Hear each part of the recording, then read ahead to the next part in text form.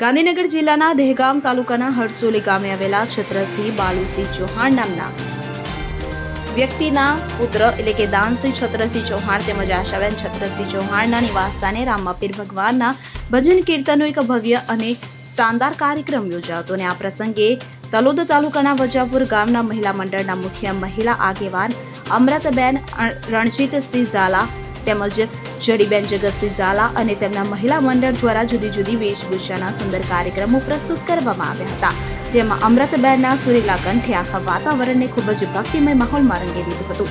હરસોલીના ગ્રામજનો પણ આવો અદ્ભુત ભક્તિમય કાર્યક્રમ જોઈને ભારે ખુશ થયા હતા અને દાનસિંહના નિવાસ સ્થાને આ ભજનમાં અનોખો આનંદ લેવા માટે મોટી સંખ્યામાં મહિલાઓ અને પુરુષો ઉમટી પડ્યા હતા.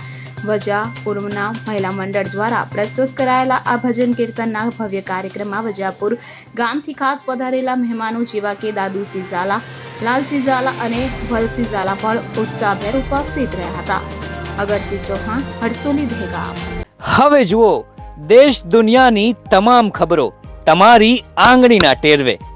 ઉઠાવો મોબાઈલ અને ગૂગલ પ્લે સ્ટોર પરથી ડાઉનલોડ કરો અમારી CN24 ન્યૂઝ મોબાઈલ એપ.